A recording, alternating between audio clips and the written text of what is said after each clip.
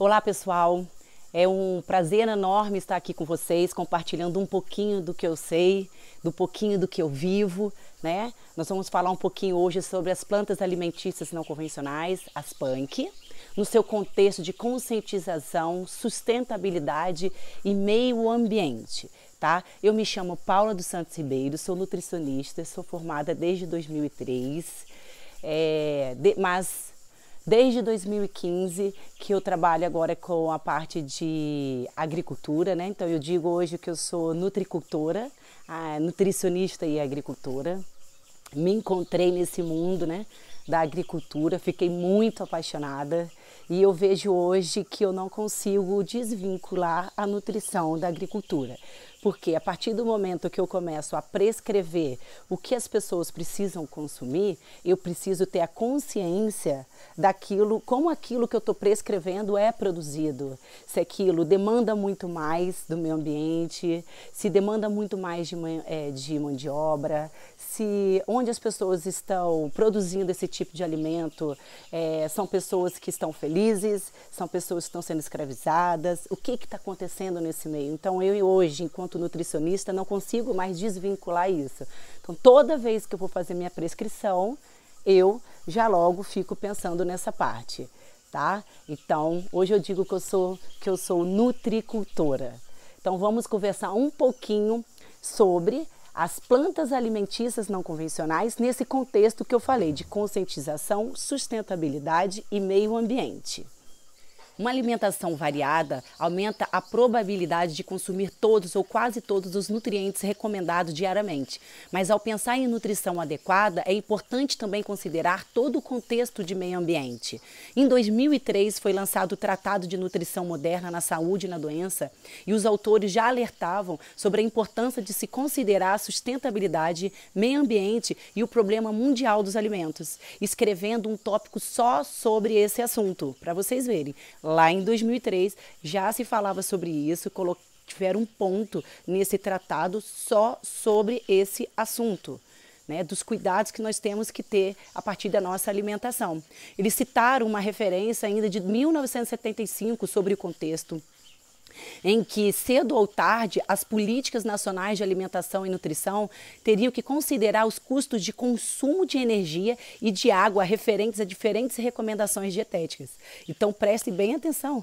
Enquanto a nossa recomendação tem esse impacto no meio ambiente, então eles já alertavam sobre isso, sobre todo o contexto que está por trás das recomendações. Tá? Então, se falava um custo de energia, que o custo de energia é muito maior para transportar frutas por via aérea, para pegar peixes em águas profundas, para produzir carne bovina com animais confinados. Então, sabe-se que o consumo de água para produzir 1 quilo de carne bovina é muito maior do que 1 quilo de frango.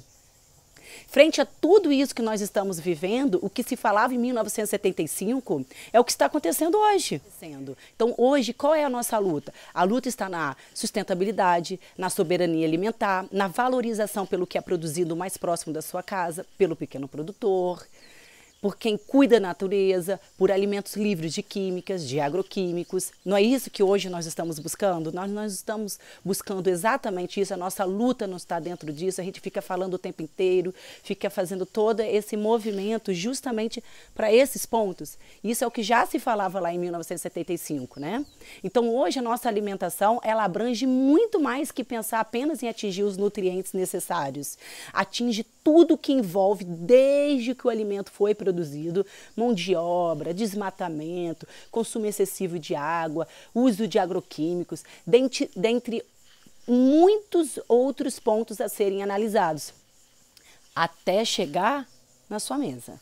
Então, até você comer, você tem que ter toda essa noção de desde quando foi produzido, aliás, até as sementes, até você comer. Então, isso a gente já precisa pensar no dia de hoje, gente. É muito importante, tá?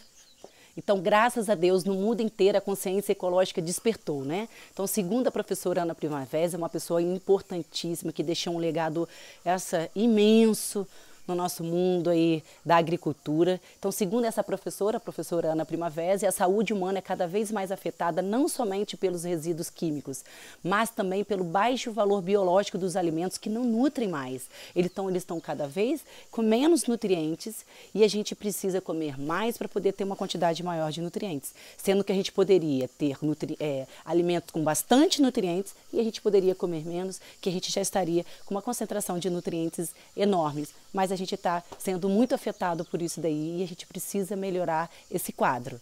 Tá? Então, a maior ameaça à sustentabilidade da civilização humana é o analfabetismo ambiental. Então, como dizia Dalai Lama, a cura do mundo tem que começar em um nível individual.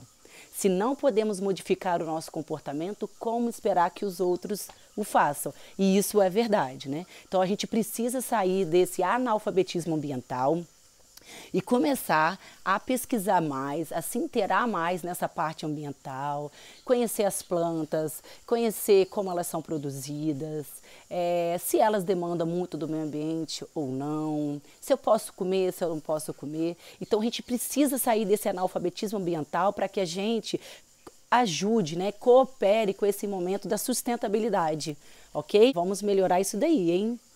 Nós precisamos melhorar isso, então se liguem, não fiquem nesse analfabetismo ambiental. Nós não podemos continuar desse jeito, nós precisamos melhorar, tá? Então, se nossa demanda se manter desse jeito, né, como hoje nós vivemos, em 2030 nós iremos precisar de 2 planetas para poder manter o nosso estilo de vida. Aí não tem condições, a gente precisa mudar para que a gente não faça isso, gente, com o nosso planeta, ele não está aguentando mais.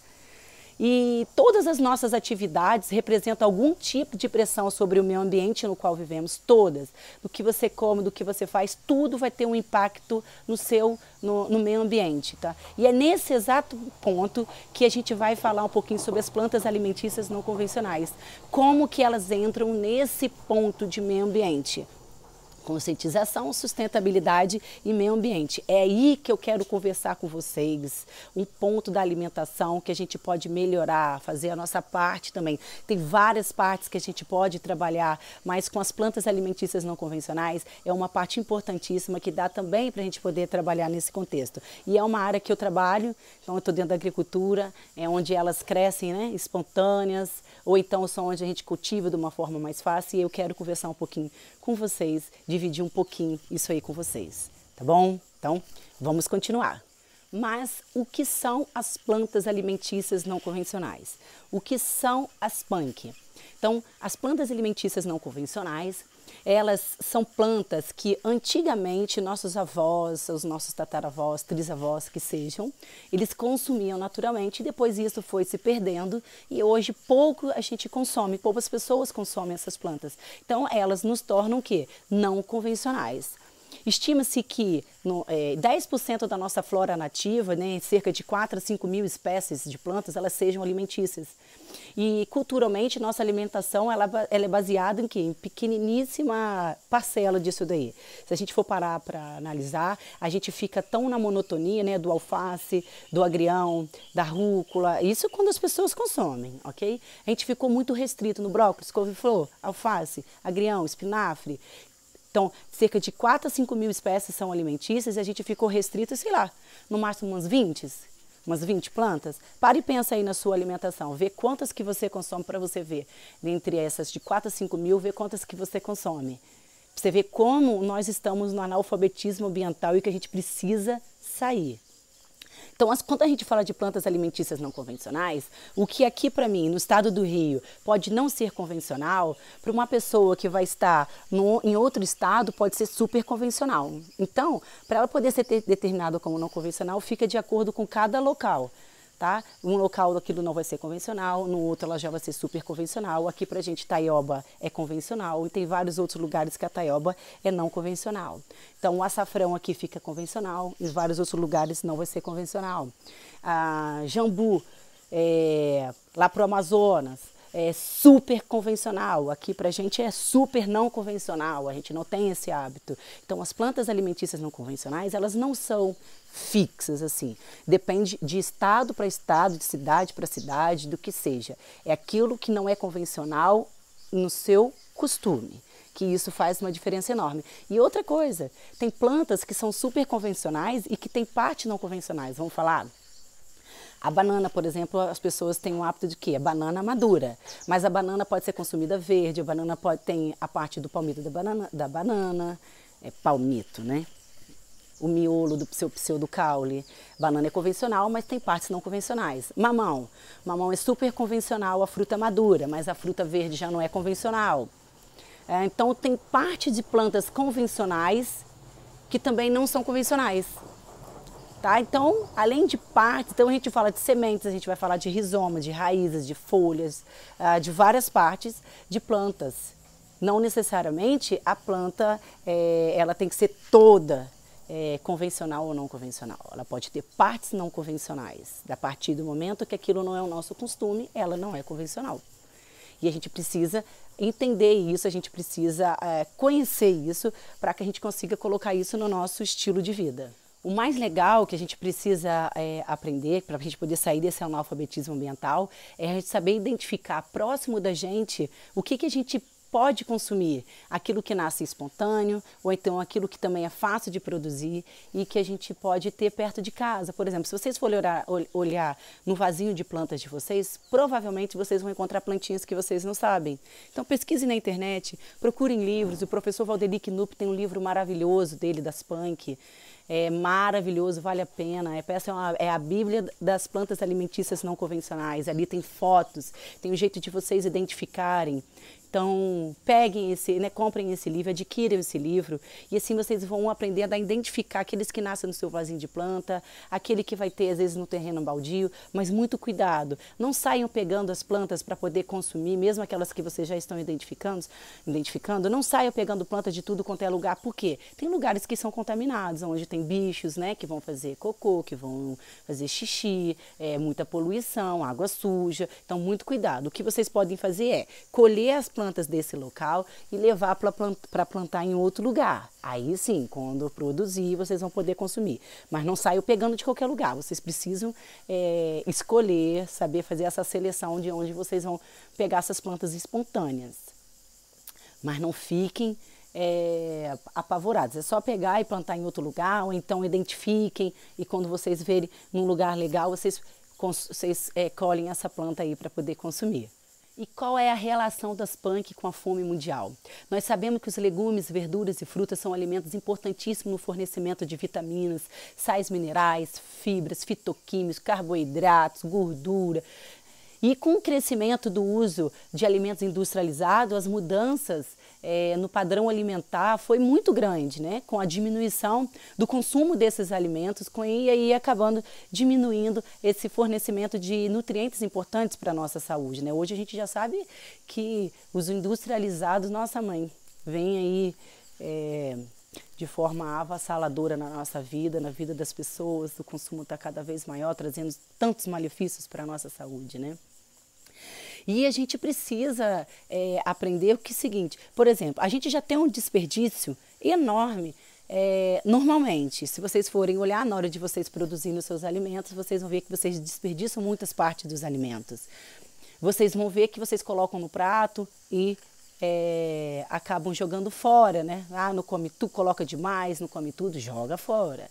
E isso já começa também lá no campo, né? A gente que está no campo, a gente tem uma consciência em relação, por exemplo, eu trabalho com a parte de agrofloresta, então quando eu vou colocando as sobras, né, das verduras no chão, eu sei que eu estou nutrindo o solo, mas muitas vezes as pessoas levam isso em consideração e dizendo que o desperdício começa no campo. Bom, talvez com muitos tipos de produção isso realmente deve acontecer, mas querendo ou não, isso também ajuda a nutrir o solo. Se a pessoa deixar isso no solo, acaba nutrindo, porque assim como nos traz benefícios com seus nutrientes, ele também traz para o solo, que é muito importante para a gente. O que a gente precisa é diminuir o nosso desperdício na hora que a gente vai produzir as nossas refeições. A gente precisa diminuir esse desperdício. Nós temos um desperdício enorme. E quando a gente fala de plantas alimentícias não convencionais, é praticamente 100% de desperdício, né? Ainda mais no mundo de hoje, que a gente sabe que tem essa fome. Quem dera se a gente pudesse explicar para essas pessoas tantas plantas maravilhosas para a saúde, que nascem de forma espontânea e que eles não sabem nem que podem consumir e poderiam matar a fome deles, poderiam nutrir, poderiam estar melhores, né? Então a gente precisa cuidar muito disso, a gente precisa conseguir passar essa informação para muitas pessoas, para que eles consigam saber perto deles o que eles podem consumir e sair desse quadro, né? E tentar melhorar esse quadro dessa fome. Tenho certeza que muitas plantas não convencionais irão ajudar dezenas de pessoas, desde que a gente consiga expandir essa informação. Porque o desperdício das plantas alimentícias não convencionais é quase que 100% no mundo hoje. Com tanta fome, a gente não pode permitir, né? A gente não pode ficar calado, a gente precisa disseminar essa informação e ajudar muitas pessoas nesse mundo. E é isso, assim, acho as plantas alimentícias não convencionais, elas são encantadoras. A gente que começa a trabalhar com essas plantas, a gente fica tentando ensinar para um monte de gente para que eles consigam identificar e melhorar a qualidade de vida deles, a saúde, muitas vezes matar a fome mesmo. E quando a gente fala sobre as plantas alimentícias não convencionais com a relação com a medicina popular, nós sabemos que as plantas, já falei aqui para vocês que as plantas alimentícias não convencionais são plantas que são ricas em nutrientes, são plantas que são super resistentes, são plantas que muitas vezes são chamadas de ervas daninhas, de matos, de praga, porque elas nascem de forma espontânea, são super rústicas, né? Então isso faz com que elas sejam mais fortes, tenham muito nutrientes para a gente, mas elas também trazem em si uma quantidade de poder medicinal enorme. Então, pense que aquelas plantas que a gente olha e acha que são daninhas, que são pragas, são plantas que muitas vezes traz uma carga medicinal maravilhosa, traz um poder de cura enorme, e a gente precisa dar valor a tudo isso, aprender a usar isso, e para nosso benefício, para o benefício do meio ambiente. Então, muitas plantas não convencionais trazem uma carga muito alta de poder medicinal. Eu quero que vocês entendam que se a gente continua com essa monotonia no prato, a gente leva a uma monocultura no campo. E a monocultura no campo, ela causa danos enormes ao meio ambiente. Por quê? Porque quando a gente produz aqui no campo os alimentos para poder fazer a venda, a gente tenta, como é que eu vou falar para vocês, a gente tenta fazer a vontade dos nossos consumidores, né? Não seria essa a palavra que eu queria, sim, mas é isso, a gente quer plantar sabendo que os nossos consumidores gostam daquilo. Só que muitas vezes isso nos obriga a fazer o quê? Monocultura. Por exemplo, as pessoas cismam com alface, aí a gente precisa fazer aqueles plantios enormes de alface, porque a gente sabe que é o alface que vai sair. Só que, gente, se vocês forem analisar a produção do alface demanda de muita água. Você tem que regar 2 vezes ao dia, ele é muito mais enjoado, ele não é para o nosso clima. O alface ele fica bonito na época mais fresca, e aí a época mais fresca as pessoas não querem consumir o alface, já quer consumir outras coisas. Então, a gente precisa aprender, a gente precisa mudar o nosso hábito de alimentação, abrir um pouco a nossa caixola para as coisas e fazer com que no campo mude também, porque quanto mais diversificado for o plantio no campo, melhor vai ser para o solo. E para a gente também, porque aí vai ter muito mais nutrientes para a gente. Porque se a gente continuar consumindo restrito, né, a nossa alimentação restrita, a gente vai fazer no campo ser restrito. E fazer o campo ser restrito, a gente acaba trabalhando o meio ambiente. Até porque fica aquela mesma cultura absorvendo aqueles nutrientes no solo. Se você não vai rotacionando, se você não mudar, você acaba sugando demais do solo. Então lembre, monotonia no prato, monotonia no campo. E isso leva a danos ao meio ambiente. Vamos mudar isso, gente. Nós não podemos continuar com essa monotonia. Não esqueça, toda vez que vocês forem comer a mesmice, lembra que no campo vai ficar mesmice. Ficando mesmice, pior vai ser para o meio ambiente. Então, consumir as punk é valorizar a nossa biodiversidade, é ser mais amigo da natureza, é sugar menos do solo, é produzir com menos insumo, é usar menos água, é consumir mais nutrientes, usar essas plantas não convencionais a favor da nossa saúde e também dos animais e do meio ambiente. Então, consumir punk é sim a gente ser mais amigo da natureza, é sim ser mais sustentável, né? Tem uma relação muito grande com o meio ambiente. Até porque, o que acontece? Quando a gente fala das punk, das plantas não convencionais, a gente vai utilizar coisas que geralmente são descartadas. A gente vai utilizar coisas que ficam como sendo considerado de ervas daninhas, né? E se você começa a consumir isso, você vai demandar menos do meio ambiente. Eu não preciso ficar regando uma planta não convencional. Aliás, essas plantas espontâneas você não precisa fazer nada. Elas crescem e são muito fáceis de vocês produzirem também. São muito fáceis elas são mais rústicas, né? Então, quando você coloca no solo, ela não fica demandando muito. Eu vou mostrar algumas para vocês também conhecerem. Quando a gente começa a falar muito da utilização das punk nas preparações, né? Então, a relação das punk com a gastronomia, é que as pessoas têm dificuldade de preparar. Então, isso é um desafio muito grande para a gente. A gente precisa começar a falar das punk, né, das plantas não convencionais, mas a gente também precisa mostrar para as pessoas como elas podem consumir. E as pessoas também precisam ter um pouquinho mais de interesse e pesquisar, que hoje você entra na internet e você escreve lá qualquer coisa, nossa, você vai ver que vai vir um monte de preparações. Para vocês. Hoje em dia já está ficando com bem mais informações. Nossa, tem o site da Conceição Trucon, que é maravilhoso, que é o Doce Limão. Tem o blog da Neide Rigo, maravilhosa também, nutricionista, que tem muitas coisas de receitas de plantas não convencionais. Tem no meu canal no YouTube também, que é o Mundão Simprão com Paula. Lá também vocês também vão encontrar coisas. Então, quando vocês comecem a pesquisar na internet, vocês vão ver que vão vir muita coisa para vocês utilizarem. Não deixem de usar porque vocês não sabem usar fazer receitas, porque hoje em dia já tem muito. Não deixem, por causa disso, vocês não podem deixar, hein, gente? Então eu vou mostrar para vocês algumas, é lógico, eu não coloquei muitas plantas para poder mostrar para vocês, porque são muitas, muitas, muitas, né? Então a gente vai ficar aqui um tempão, acaba que fica até cansativo a palestra, né? Então eu separei algumas, também vou a campo para poder mostrar para vocês também algumas em loco, para vocês verem, né, elas verem na natureza. Então vamos lá, vou mostrar algumas para vocês agora, falar um pouquinho, vão ver algumas coisas que pode utilizar aí na culinária. Então esse é o açafrão, consome-se o rizoma, né?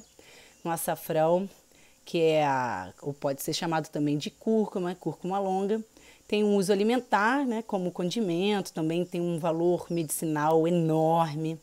E é usado em curries, mostarda, queijos, manteiga, molho de carne, no arroz, no picles, bater no suco, e fazer temperinho, só bater esse rizoma do açafrão com um alho, um azeite, um pouquinho de sal e ervas, bate tudo e guarda na geladeira, vai consumindo isso, vai colocando no seu arroz, nos seus temperos, tudo.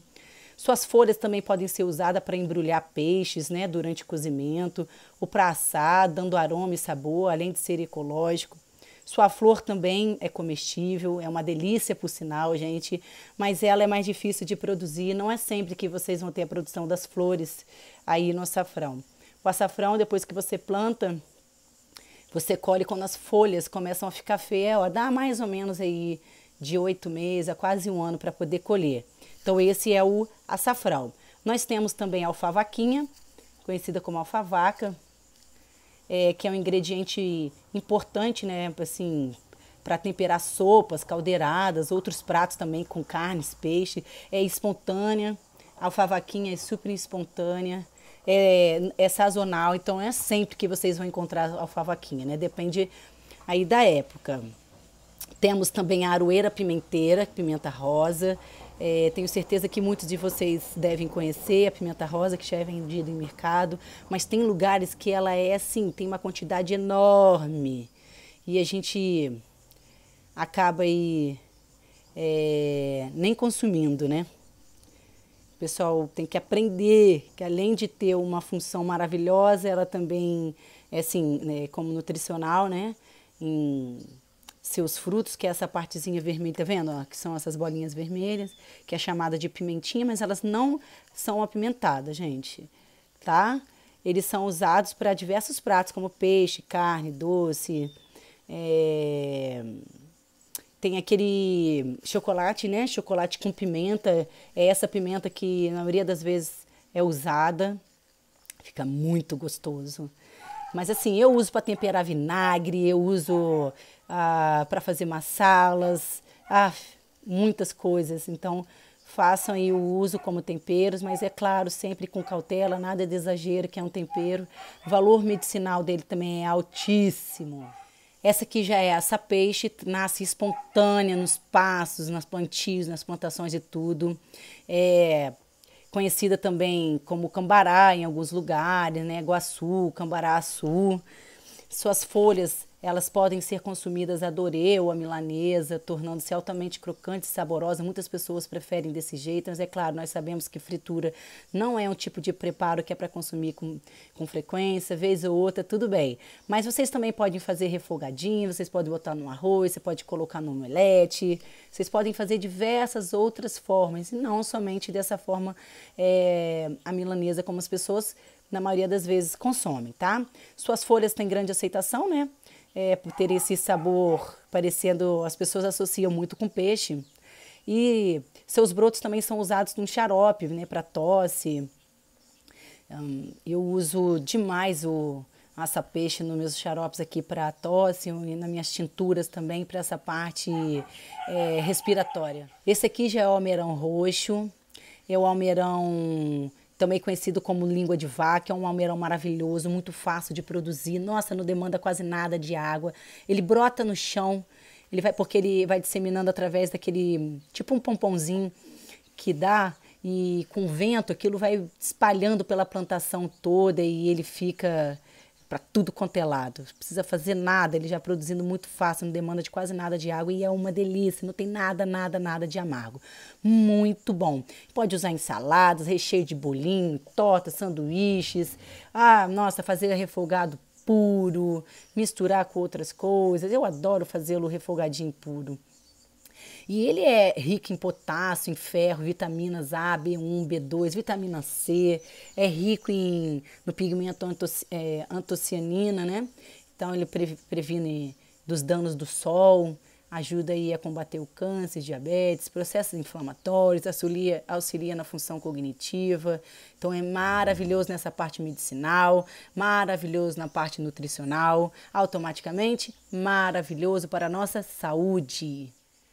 A abóbora já é aquela que eu falei para vocês, é um alimento convencional, mas ela tem partes não convencionais, tá? Então das abóboras a gente pode consumir os seus brotos, né, jovens, suas folhas bem jovens, as suas gavinhas tenras, que é aquela pontinha que a gente corta, né, que é chamada de cambuquira, que a gente pode colocar em ensopados, vocês podem fazer misturadinho num arroz, né, rico em várias coisas. Sabe quando se faz um arroz mexido com vários legumes, folhas e tal? Vocês podem colocar, pode misturar no omelete, vocês podem colocar uma torta salgada, sabe aquela torta que a gente coloca vários vegetais, vários legumes, né? E assa. Então vocês podem colocar essa parte, vocês podem secar a folha da abóbora, utilizar para poder enriquecer os seus pratos já depois de pronto, sabe? Salpicar como se fosse aquelas ervinhas. Aliás, pode até misturar com temperos e utilizar. Suas flores também são comestíveis, podem ser empanadas, podem ser refogadas, pode ser só sauté, bota ali um pouquinho no azeite e alho e brinquem com isso, tá? Então tá aqui, ó, a flor, né, da abóbora. Então a abóbora já é convencional, mas com partes não convencionais. Temos também, sabe aquela amendoeira de praia que é também conhecida como chapéu de sol. Tenho certeza que muitos de vocês já devem conhecer, já devem ter visto. Não sei se muitos de vocês já consumiram, mas essa amêndoa que dá aí na amendoeira é uma delícia quando ela é novinha. Desculpa, quando ela está madura. Você pode comer a polpa. Dentro do caroço dela também tem uma castanhinha que pode ser consumida crua ou torrada.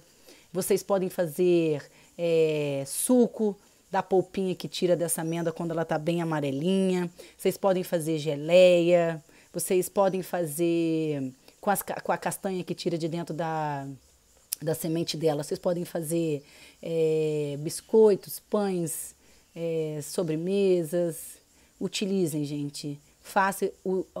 É riquíssimo em nutrientes, tem uma capacidade antioxidante enorme, é maravilhosa medicinalmente e também nutricionalmente falando, e é uma coisa que é tão fácil de a gente achar, né? Temos também aqui a bananeira. A bananeira é uma planta convencional, mas com partes não convencionais. As pessoas não estão acostumadas aí com a parte da banana verde, apesar de falar de biomassa, mas são poucas pessoas que consomem. Nós temos aí através da biomassa, nós temos também a banana frita, também fica muito gostosa. Há um tempo atrás, minha filha estava com um monte de crianças lá em casa, né, as amiguinhas dela, eu peguei a banana, fritei, servi. Ninguém acreditou que era banana, deixei tudo comer, aí falei que era banana frita e todo mundo estava achando que era batata. Então é muito bacana, né? Porque é uma coisa que a gente consegue produzir muito fácil, é uma coisa que a gente tem e que a gente pode utilizar na nossa alimentação e não tem esse hábito. As suas folhas também são usadas para embrulhar alimentos, a gente já sabe, né, que tem os peixes que pode fazer peixe em folha de bananeira, utilizar forrando como é que fala? No lugar do papel alumínio mesmo, né? Trocar. Dentro do seu pseudocaule também tem um palmito. Então aqui tem um palmito, tá vendo? Você tira dentro do pseudocaule da bananeira, você corta a bananeira. Quando você vai cortar o meio, você vai ver que tem uma parte no miolinho dela que é bem macio, que dá pra gente consumir refogadinho. Temos também o coração da bananeira, que é o mangará, né, que está aqui, ó, o coração da bananeira, ou mangará, ou umbigo de bananeira, que a gente também pode consumir. É um pouco mais amargo, precisa picar e trocar água umas 3 vezes para poder consumir, mas é muito gostoso, refogadinho. As suas flores também, eu falo que é tipo um camarãozinho vegano. Vocês podem consumir dentro desse coração, você vai tirando as brácteas, vocês vão ver que tem as florzinhas dentro, nas florzinhas, que vocês podem fazer como como é que chama? Estrogonofe. Vocês podem fazer chips, vocês podem fazer diversos pratos aí com essa florzinha da bananeira. Então a bananeira é convencional com partes não convencionais. Temos também a folha da batata doce, a flor da batata doce, gente, refogado, é muito bom. Vocês podem fazer molho verde, vocês podem fazer refogadinha sozinha, vocês podem fazer no omelete, nossa, vocês podem usar no suco verde, vocês têm uma infinidade aí para poder consumir aí dessa folha de batata doce. A folha da batata doce pode ser consumida crua. Aqui nós temos a bertalha maravilhosa, pode ser sim produzida em trepadeira, assim como também pode ser na parte de manuseio aqui na agricultura, nós podemos mantê-la mais baixinha. Suas folhas podem ser consumidas em cruas, né, ensaladas, podem ser salteadas, pode ser ensopadas, pode usar em pães, bolinhos, soufflé, em caldo verde. Ela é mais carnosa, né? Ela é mais fofinha, uma delícia, adoro bertalha. Tem também os seus frutos, são as sementinhas, ela fica com uma polpinha rica em betalaína, que é um corante natural, pode usar para poder pigmentar a comida, pode ser para poder pigmentar gelatina, massas, doce, pode também utilizar em cosméticos naturais. Adoro utilizar a bertalha, né, essa sementinha dela para cosméticos naturais. Aqui nós temos a beldroega. A beldroega também nós podemos consumi-la crua ou refogada, maravilhosa. Ela é mais azedinha, adoro colocar picadinha na salada. Gosto muito mais de consumi-la crua do que refogadinha. Acho que a gente sente mais o sabor. É uma planta maravilhosa para consumir, ela nasce espontânea aí, Muitos de vocês vão encontrar até nos vasinhos de planta aí na casa de vocês. Temos também a bucha, para quem não sabe, a bucha quando novinha, dá para poder consumir igual legumes, é uma delícia, vale a pena. Na bucha, ela bem assim novinha, macia, né? Tira essa casca, pica, pronto, já pode refogar. Vocês também podem consumir, mesma coisa da abóbora, suas gavinhas, vocês podem consumir as folhas jovens, vocês podem consumir também as suas flores. As folhas aí vocês também podem torrar quando ela já está mais velha, as folhas dela. Você pode torrar e fazer também um pozinho para poder consumir, colocar aí por cima das refeições de vocês. Temos também a banana de jardim, que é aquela bananinha rosa. Alguns falam a banana de macaco. No mesmo jeito da outra bananeira, pode também consumir o seu coração, que não tem amargor nenhum. Diferente do outro que a gente precisa ficar refogando para poder trocar, para não ficar amargo. Essa banana de jardim, que é essa rosinha, já o seu coração, ele não amarga, então vocês podem simplesmente refogar para uso. Maravilhoso, gente, é muito gostoso. Temos também o broto de bambu. O broto de bambu aqui numa região é muito convencional, em outros locais não é convencional. Então o broto de bambu a gente também pode utilizar apenas refogado. O broto de bambu não se consome cru, então precisa fazer trocas de água, precisa fazer as fervuras, né, e trocar água. Então isso é muito importante. Aí o broto de bambu as pessoas adoram consumir com um frango, refogadinho para recheio de pastel, né? Aqui nós temos a cana de macaco. A cana de macaco, caninha do brejo, né? Depende do local. Ela também é muito consumida na parte medicinal e pouco consumida na parte de alimentação. Mas, gente, essa folha da cana do brejo batida com água e limão fica dos deuses. Pode ser consumida crua, então pode picar em saladas, assim pode também bater em suco verde, mas também podem fazer geleia, mousse, sorvete. Suas flores também são comestíveis, aliás, é uma delícia a flor da cana do brejo. Vale a pena vocês um dia provarem, vocês vão ver, gente, que delícia. Vocês ficam até contando logo para poder surgir as flores para vocês consumirem. Temos também a capsoba. A capsoba também é uma planta não convencional, também super espontânea aí nos plantios. Podem ser consumidas sempre refogada, tá, gente? A capsoba, no caso, tem que ser refogadinha. Então, pode utilizar a refogada pura, pode ser misturada com outras plantas, pode ser usada em sopa e é uma delícia. Temos o caruru. O caruru é muito fácil de achar, super espontâneo. Suas folhas, né, e sementes são comestíveis, principalmente as folhas novinhas, refogada, fica muito bom. Eu amo caruru na sopa de fubá, gente. Tá aí uma coisa que eu amo. E outras sopas também. Aí eu troco o agriãozinho, o agrião, né, pelo caruru. E fica muito, muito bom. Muito fácil de vocês acharem, tá? O caruru. Gente, muito legal que vocês se atenem para os nomes científicos, porque aí pelo nome científico vocês acham as coisas na internet. Pelo nome popular é complicado, porque nome popular a gente encontra, cada local é um nome popular. Então, muito importante que vocês peguem os nomes científicos e usem para poder pesquisar. Aqui nós temos a chaia. Gente, eu amo chaia. A chaia eu uso como um sucedâneo, né, para substituir a couve, porque a chaia, você colocou uma parte do caule no chão, ela já está brotando, não precisa de nada para poder produzir. E lembrando, a chaia também precisa ser refogada, não é crua o seu consumo. E eu amo suas folhas jovens. E cortou fininho, cortou sua folha fininha, refoga, que fica muito bom. Ela também, os brotinhos dela, a parte terminal do seu caule é muito macia. Então, a gente também pode cozinhar e fazer cozidinho. Eu adoro fazer o picles. Muito bom.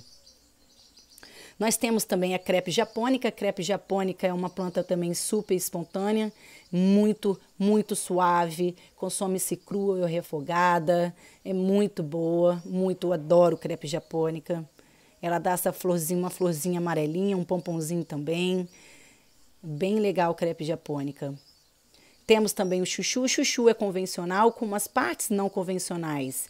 O chuchu, o mais legal do chuchu, tem mais nutrientes o chuchu cru e a gente tem o hábito de ficar consumindo o chuchu refogado. Ele cru tem muito mais nutrientes. Sua folha, gente, sua folha é riquíssima em nutrientes.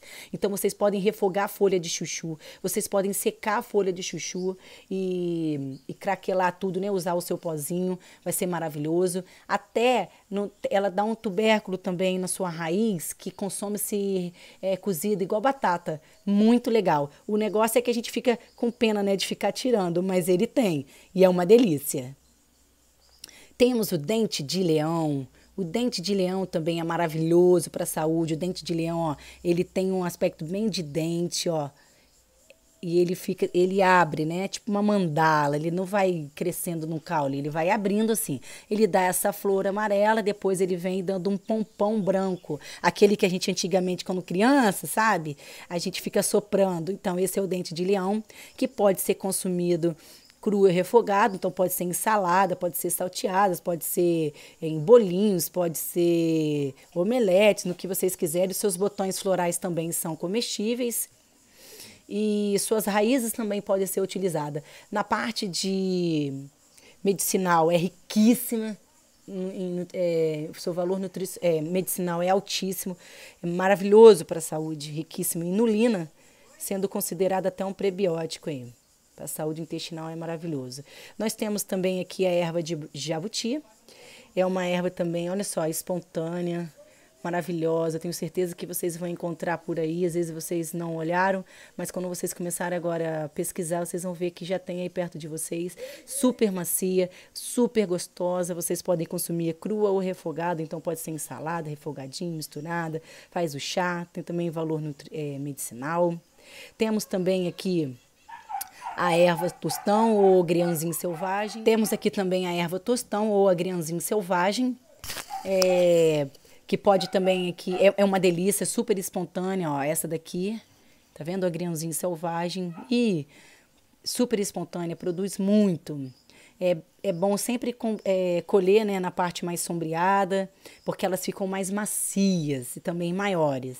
Quando no sol ela fica um pouco mais durinha, né, e pequenininha. Nós temos também o feijão guando. O feijão guando não é convencional em alguns locais e outros super não convencional. Feijão guando é maravilhoso, super fácil de produzir. Meu Deus, o feijão guando é muito fácil de produzir e ele enriquece o solo em nitrogênio, maravilhoso para o meio ambiente. Suas sementes, quando as suas vagens estão verdinhas assim, vocês podem consumir como se fosse uma ervilha.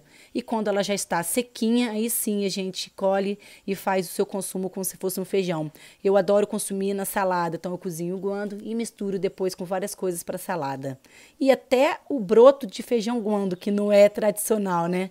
Faz broto de várias coisas, mas do feijão guando, que é fácil de produzir, não tem esse hábito. Mas pode fazer também sementes germinadas aí para produzir os brotos de feijão guando. Temos também a jurubeba. Jurubeba, nossa, gente, a jurubeba ela é super espontânea. Eu adoro consumir jurubeba, mas tem pessoas que acham muito amarga, né? Porque jurubeba lembra um pouco de ló. Eu adoro conserva de jurubeba, tem que ser sempre ela cozida, né? Então vocês precisam cozinhar e faz uma conserva, ou então mistura no arroz, farofa, é maravilhoso. Temos também o lírio do brejo. O lírio do brejo é maravilhoso também, suas flores são comestíveis, vocês podem aí decorar saladas, vocês podem picar em saladinha de frutas, podem decorar pratos, seus rizomas, né? Seus rizomas, lembra muito o gengibre, super aromatizado, e tem um aroma maravilhoso. Pode até substituir o gengibre, que é mais fácil até de produzir. Aqui, por exemplo, a minha plantação é uma quantidade enorme de lírio do brejo. Eu uso muito para produzir os meus medicinais, produtos medicinais, e também aí a gente pode fazer diversas coisas na culinária. Tem também o amido dele, né, que você faz para uso, tem sua fécula, tritura, né, seus rizomas, deixa depois coando, e na água dele ele vai decantar um pozinho que vocês vão utilizar. Eu gosto também de ralar o seu rizoma e aromatizar a água, aromatizar suco, fermentar em kefir ou em kombucha, fica dos deuses. Temos aí também o Major Gomes, ou a Maria Mole, são vários nomes aí que vocês podem ver. E vocês podem consumir crua ou refogada, vocês podem colocar em salada, pode colocar em sopas, pode colocar em omelete, pode colocar em bolinho e diversas coisas. E suas sementinhas também são comestíveis, vocês podem decorar pratos, vocês podem enriquecer em fibras, são muitas aí as utilidades. Temos também o mamão. O mamão é uma fruta também convencional, porém ela verde não é convencional.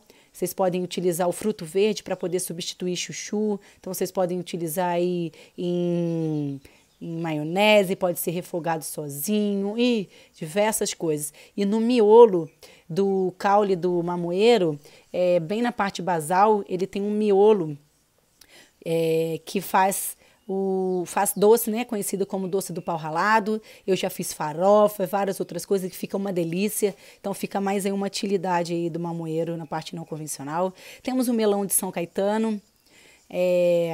Quando pequeno, tenho certeza que muitos de vocês já devem ter consumido aí essas suas sementinhas vermelhinhas, chupa, né? Essa polpinha que sai dela. Ela é também consumida, é uma planta também não convencional, muito espontânea. Então, os seus frutos bem maduros, quando eles se abrem, eles expõem as sementes que podem ser consumidas, essa polpinha dela. A gente também, com as suas folhas e brotos, quando jovem, também podem ser consumidos, mas eles são levemente amargos, então eles precisam passar por um cozimento também. Pode ser consumido in natura, pode ser consumido legume, pode ser consumido fruto. Para você consumir como um legume, né? O fruto tem que estar ainda imaturo, ele tem que estar verde. Você pica e refoga.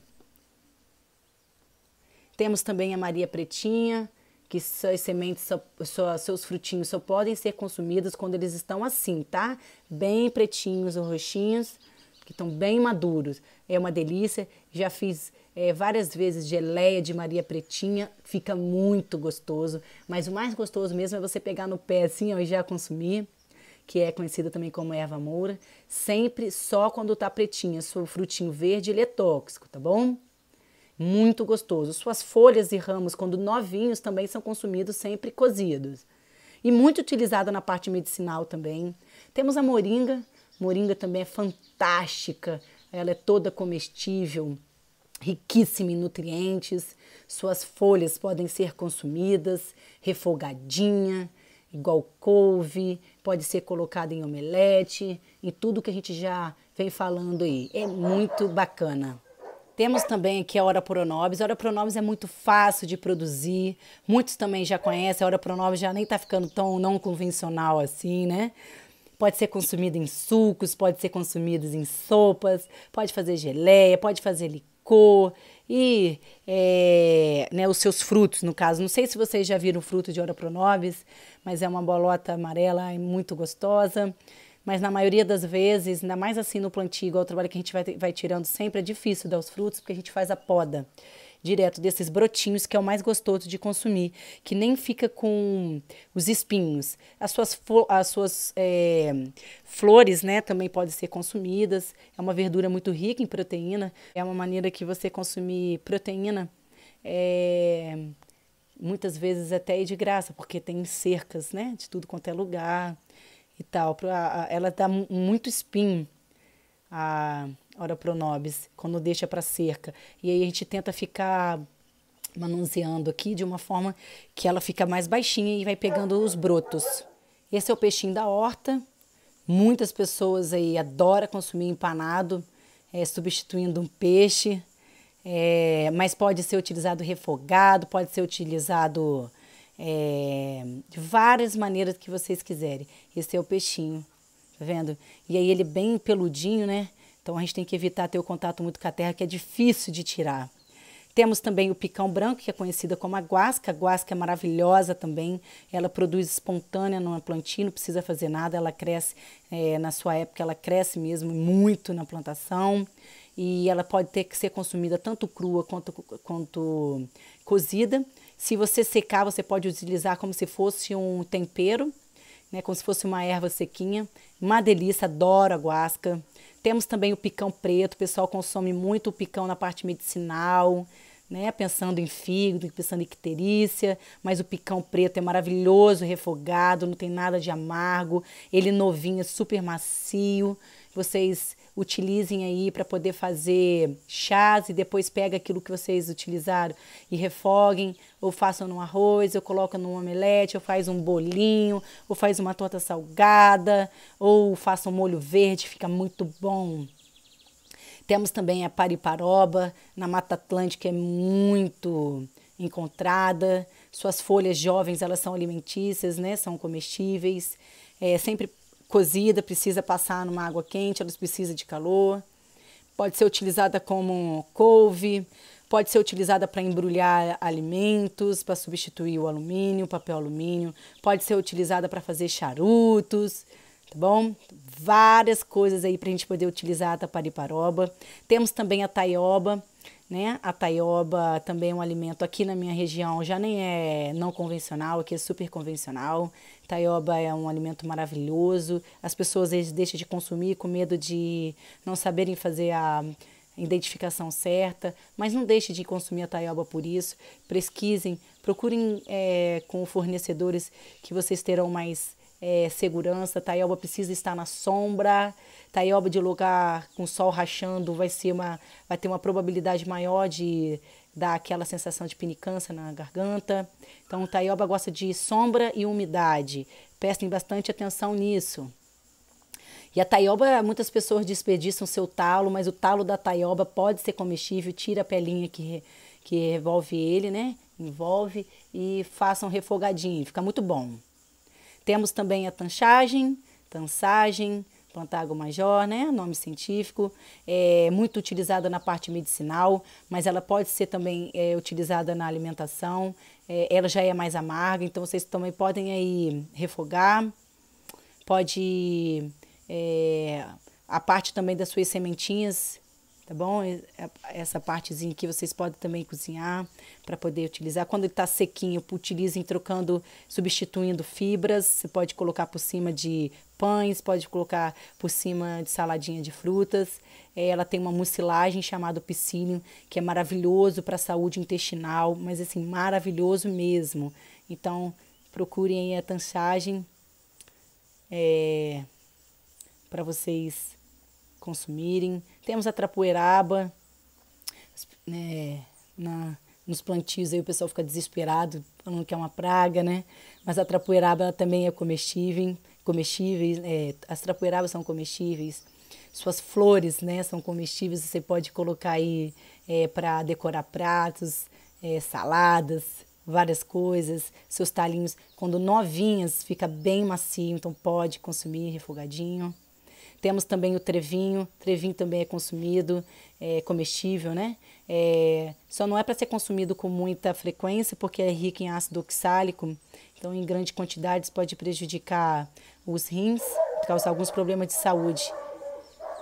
Claro, assim como várias plantas convencionais, tá? Que vocês às vezes nem sabem, mas que também em excesso vão causar problemas. Mas não é coisa para a gente consumir em excesso, isso é coisa para a gente ir variando. É uma delícia, super azedinha, gostosa pra caramba, para a gente poder picar na salada e isso não vai fazer mal nenhum.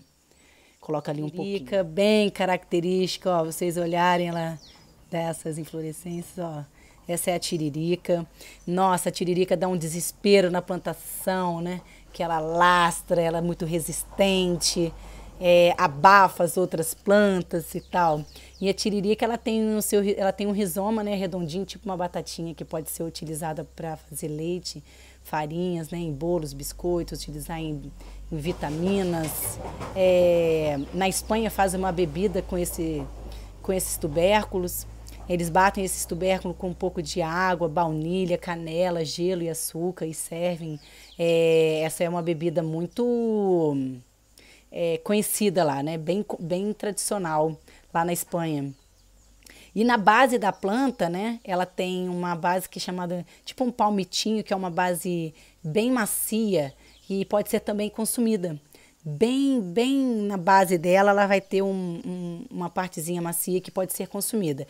Então essa é a tiririca, o desespero aí na plantação, mas é só questão de saber utilizá-la que vai. Só que essa batatinha que dá na tiririca não é sempre que você vai colher e vai ter. Depende muito. Tem lugares que produzem muito essa batatinha. Eu aqui, por exemplo, não tenho muita produção dessa batatinha assim, não. Às vezes é muito, muito micro, que é até complicado de utilizar, assim. Eu não tenho muito essa experiência com esse tubérculo dela grandinho para fazer de forma fácil esses preparos, não. Mas acaba que a gente roça aqui, usa muito como também ela vira matéria orgânica, porque a gente roça e ela vai nutrindo o solo. E nós temos também aí a jaca verde, o ramo da cenoura, o ramo de beterraba, o ramo do nabo, temos o de rabanete, as folhas da couve-flor, folha do brócolis, né? São várias coisas que a gente também pode utilizar, que não são convencionais e tal. E algumas trocas que a gente também pode fazer, por exemplo, o espinafre convencional pela bertalha.